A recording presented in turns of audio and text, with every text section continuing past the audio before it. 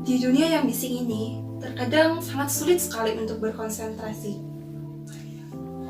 Hidup berlalu begitu cepat sehingga rasanya bisa melakukan 10 hal kegiatan sekaligus dan memperhatikan setengahnya.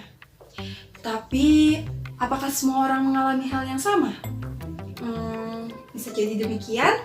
Atau mungkin, apakah kalian mengidap ADHD? Mari kita simak pembicaraan mengenai ADHD. Baik, Assalamualaikum warahmatullahi wabarakatuh. Perkenalkan, nama saya Syarli Nur Rahmah dengan NIM 41032102200116. Saya dari Prodi Pendidikan Luar Biasa kelas A3 semester 3. Pada saat ini saya akan melakukan pembicaraan mengenai ADHD. Dan seperti yang kalian lihat sendiri bahwa saya tidak sendiri, melainkan ditemani oleh rekan saya, Wega Nurjana. Dan untuk Wega, dipersilakan untuk memperkenalkan diri terlebih dahulu. Baik, perkenalkan, nama saya Wega Nurjana, mahasiswa administrasi bisnis. Pertama-tama, alasan kenapa saya ingin melakukan pembicaraan mengenai ADHD ini adalah saya ingin mengetahui bagaimana cara berinteraksi dengan orang-orang yang memiliki gangguan ini. Karena bisa jadi suatu hari nanti ketika saya terjun di pekerjaan saya tidak hanya berinteraksi dengan orang-orang yang memiliki kepribadian yang normal, tapi bisa jadi juga dengan orang-orang yang memiliki gangguan tersebut. Oke, lalu apa yang ingin Wega ketahui mengenai ADHD?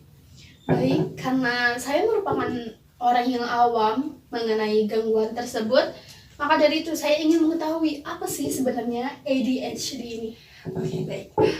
ADHD atau Attention Deficit and Hyperactive Disorder yaitu suatu gangguan di mana ini tuh bisa terjadi pada anak kecil, remaja atau dewasa yang ditandai dengan gangguan hyperaktivitas, impulsivitas, serta inatensi. Oke, impulsivitas yaitu bertindak tanpa berpikir, kemudian inatensi yaitu rendahnya konsentrasi. Yang berarti anak dengan gangguan ADHD ini akan kesulitan untuk berkonsentrasi serta memiliki tindakan yang dilakukan tanpa berpikir. Kemudian juga ciri utamanya itu dengan perilaku yang aktif. Nah, aktif di sini yaitu pada dua setting, di mana bisa saja terjadi di rumah dan di sekolah. Jadi kalau kita menemui anak yang hanya aktif di rumah, itu bisa jadi bukan gejala ADHD. Tapi kalau misalnya gejalanya terjadi di rumah dan di sekolah, maka itu bisa jadi gejala ADHD. Kemudian juga ADHD ini merupakan suatu gangguan neurobiologikal, di mana itu gangguan pada sel dopamin. Nah, jadi dalam tubuh kita itu ada yang namanya gen dopamin, di mana gen dopamin ini berfungsi untuk memberikan rangsangan stimulus pada otak sehingga akan memberikan respon sedih, senang. Tetapi pada anak ADHD ini yaitu ada gangguan pada gen dopaminnya, di mana anak ADHD ini maka akan sulit untuk berkonsentrasi, akan sulit untuk diam dan memiliki sikap impulsif gitu.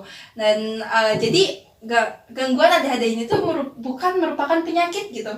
Jadi emang ada hambatan dalam diri individu tersebut. Kemudian tahu nggak kalau sebenarnya ADHD ini tuh merupakan satu gangguan di mana 5% pada seluruh populasi ini ada gangguan ADHD. Jadi misalnya kita bisa menemui ADHD itu dengan perbandingan di satu sekolah, di satu kelas itu pasti ada anak ADHD. Jadi Baik, setelah mengetahui bahwa ADHD adalah gangguan yang bisa terjadi pada anak kecil, remaja, dan juga orang dewasa, saya jadi penasaran mengenai orang pertama yang diidentifikasi memiliki gangguan tersebut dan siapa sih orang yang mengidentifikasi jika anak tersebut memiliki gangguan ADHD. Oke, jadi awal mula ditemukan adanya ADHD ini tuh ditemukan oleh Sir Alexander Crichton pada tahun 1785, di mana Crichton ini tuh merupakan seorang tabib kerajaan. Ia menemukan ada seorang anak kecil yang memiliki tingkat kecemasan yang tinggi pada hal-hal apapun. Pada saat mematikan lampu, menyalakan lampu, ia memiliki kecemasan. Sehingga dari kecemasan itu anak tersebut tuh memiliki konsentrasi yang rendah gitu. Jadi konsentrasinya tuh keganggu. Dan dari itu Crichton menyarankan anak ini untuk mendapatkan intervensi pendidikan karena sudah jelas bahwa anak tersebut itu memiliki masalah pada atensinya sehingga perlu mendapatkan layanan pendidikan seperti itu. Baik. Lalu bagaimana cara saya agar dapat mengidentifikasi jika dalam diri individu tersebut dia memiliki gangguan ADHD? Oke. Nah, jadi ada pendapat mengenai DSM-4 dan DSM-5 mengenai karakteristik pada individu dengan hambatan ADHD ini. Nah, kemudian menurut DSM-4 itu ada 3 karakteristik, yaitu yang pertama, tidak dapat memusatkan perhatian atau gangguan pada inatensinya. Nah, jadi ada beberapa gejala juga pada dalam gangguan memusatkan perhatian ini, yaitu yang pertama, gagal dalam perhatian tugas dan bermain. Nah, jadi anak dengan gangguan ADHD ini tuh akan sulit sekali untuk fokus pada hal-hal lain gitu. Kayak misalnya pada saat belajar, anak ADHD akan sulit untuk fokus pada hal tersebut gitu dalam waktu yang lama gitu. Jadi mudah untuk terdistract gitu sama lingkungan luar gitu. Kemudian juga anak ADHD ini tuh sering tampak seperti tidak mendengarkan. Karena mungkin bagi anak ADHD dia ketika fokus sama satu hal, dia ketika dipanggil atau ketika hal apapun dia akan seperti tidak mendengarkan gitu. Nah, kemudian juga sering tidak mengikuti petunjuk atau gagal menyelesaikan tugas atau kewajiban. Nah, jadi kalau anak ADHD itu kan anak yang selalu merasa bosan gitu ya pada hal lain. Nah, jadi dia akan sulit untuk mengikuti arahan, mengikuti petunjuk. Jadi misalnya ketika saya menyuruh anak ADHD untuk kayak jangan berlarian, maka anak tersebut akan terus-terus berlarian. Karena kan anak ADHD itu anak yang memiliki gangguan hyperaktivitas gitu, tidak bisa diam gitu. Kemudian juga anak ADHD juga sulit untuk mengatur aktivitas sehari-harinya. Nah, jadi karena mungkin keaktifannya tersebut atau kehyperaktifannya tersebut, anak ADHD ini tuh sulit untuk mengatur aktivitasnya. Kemudian juga anak ADHD itu akan menghindari hal-hal yang menyarankan dia untuk diam gitu. Jadi kalau misalnya anak disuruh duduk dalam waktu yang lama, anak ADHD itu tidak akan bisa karena kan dia memiliki hambatan dalam neurobiologikalnya tadi gitu. Kemudian juga anak ADHD itu sering lupa pada aktivitas sehari-harinya. Nah, jadi karena mungkin banyak keaktifannya tersebut, anak ADHD sulit untuk dia akan mudah lupa pada aktivitas sehari-harinya. Kemudian juga karakteristik yang kedua yaitu hyperaktivitas gitu. Nah, jadi kan dari hyperaktivitas ini ada beberapa gejala, yaitu yang pertama, sering tampak gelisah dengan tangan atau kaki yang menggeliat-geliat di tempat duduk.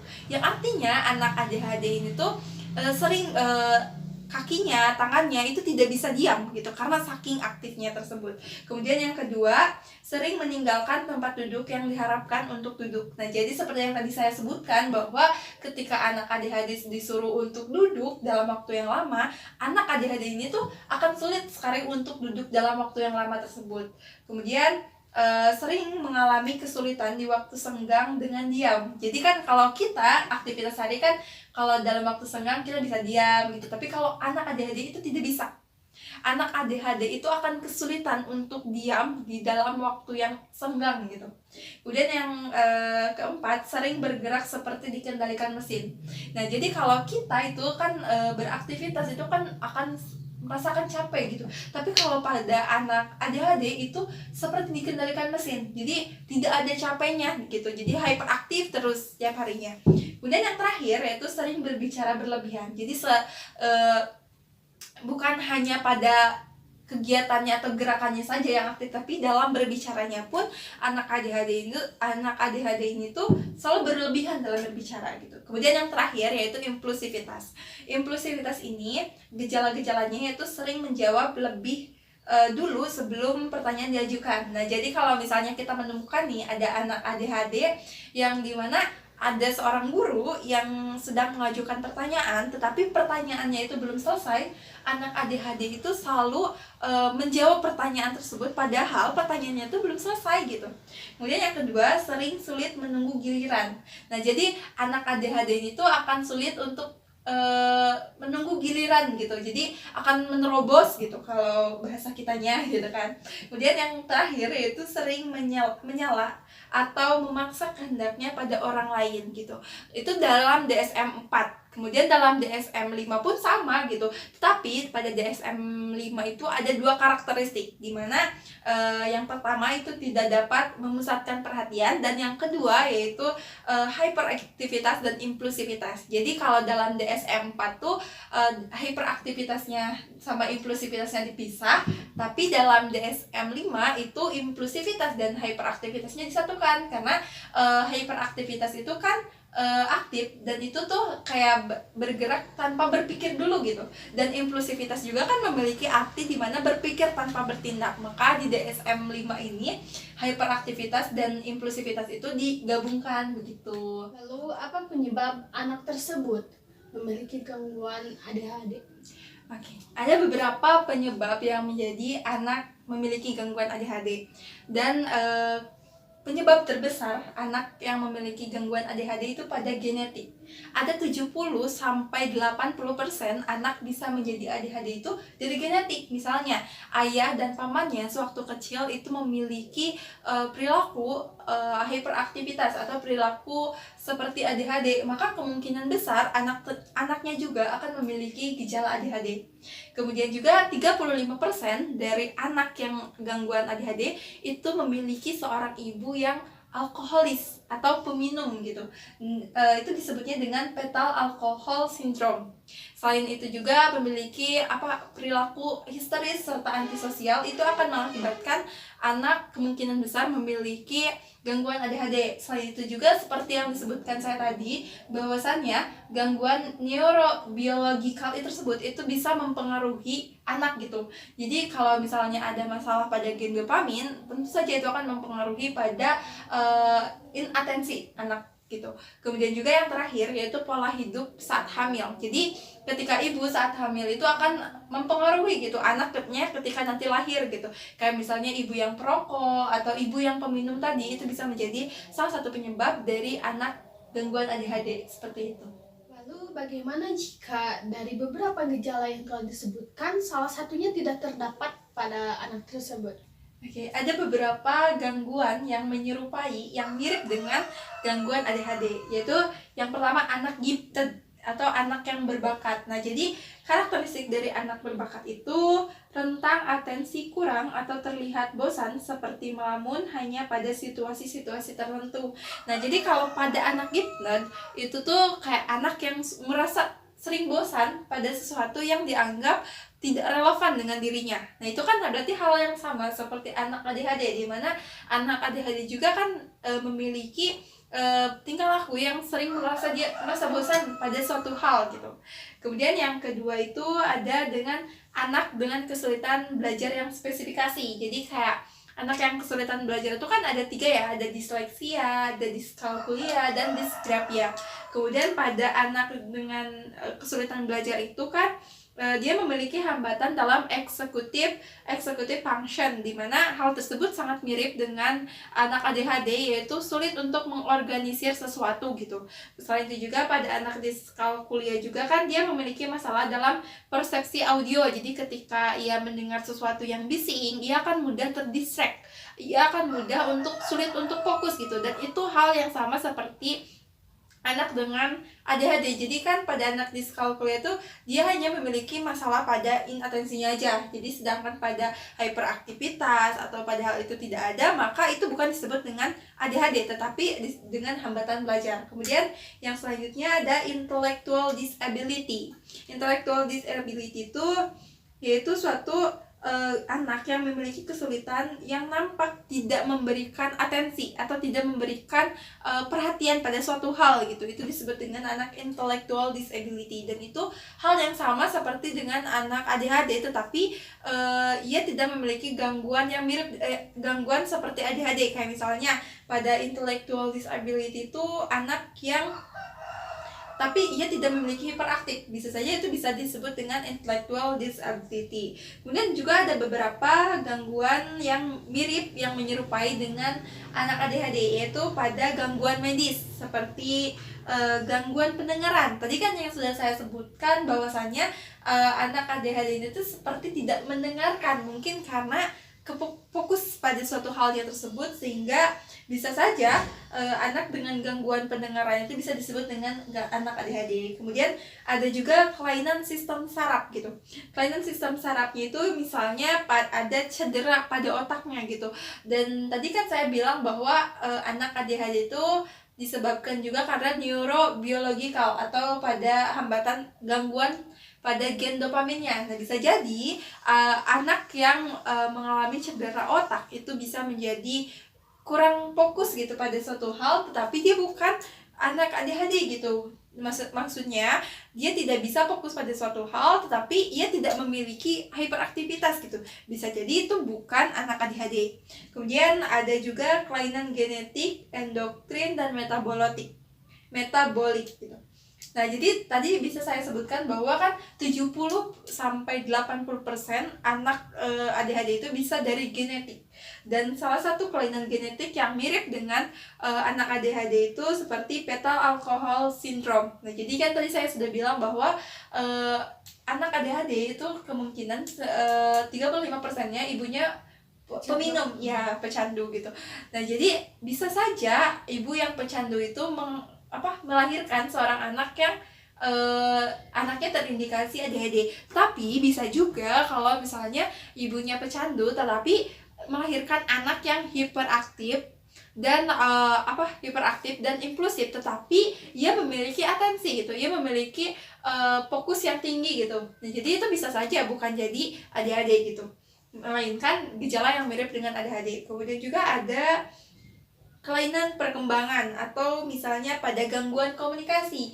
Misalnya kan pada anak dengan gangguan komunikasi ya kan akan sulit untuk berbicara gitu, sehingga anak hanya seperti tidak mendengarkan gitu. Atau misalnya ketika anak memiliki gangguan komunikasi akan sulit untuk menangkap pembelajaran, sehingga ia tidak akan mudah untuk fokus pada suatu hal gitu. Ketika belajar, ia akan kesulitan untuk belajar. Bisa saja itu mirip dengan gejala ADHD gitu. Kemudian yang terakhir adalah gangguan psikiatri. Gangguan psikiatri itu misalnya pada mood disorder. Jadi gangguan pada moodnya gitu. Kayak misalnya anak yang tiba-tiba mudah tantrum gitu, anak yang suka tiba-tiba nangis, atau anak yang tidak bisa diam gitu, tiba-tiba tidak bisa diam, tiba-tiba jadi diam gitu. Itu bisa saja mirip gejala dengan ADHD, dimana kan ADHD itu bisa seperti anak yang hyperaktif gitu kan. Dan di mood disorder juga anak bisa pada suatu waktu dia tidak bisa diam gitu. Jadi bisa saja itu gangguan yang menyerupai ADHD gitu. Baik, terima kasih kepada Wega yang sudah menyempatkan waktunya untuk berbincang mengenai ADHD. Lalu bagaimana, apakah sudah merasa puas dengan jawaban yang sudah saya kasih? Sangat puas. Kenapa? Karena dengan penjelasan yang telah Shirley sampaikan, saya jadi mengerti bahwa tidak seharusnya saya memperlakukan setiap individu dengan cara yang sama. Oke. Dan yang tadi jawaban yang saya kasih itu adalah salah satu materi yang sudah disampaikan oleh dosen saya, sehingga saya juga bisa menjelaskan apa yang mungkin saya sudah pelajari di kampus. Dan mungkin cukup sekian yang bisa kita sampaikan, yang kita sudah bincangkan mengenai ADHD. Semoga dari perbincangan ini memberikan hal yang positif untuk memperlakukan setiap orang itu, bahwa setiap orang itu beda gitu, dan kita perlu berperilaku sesuai apa yang orang itu perilakukan gitu. Jadi kalau kita berperilaku sama anak individu yang memiliki hambatan ADHD, maka kita harus menyesuaikan diri dengan individu yang memiliki gangguan tersebut. Oke, mungkin cukup sekian yang mungkin bisa saya sampaikan. Terima kasih atas waktunya. Wabillahi taufiq wal hidayah. Wassalamualaikum warahmatullahi wabarakatuh.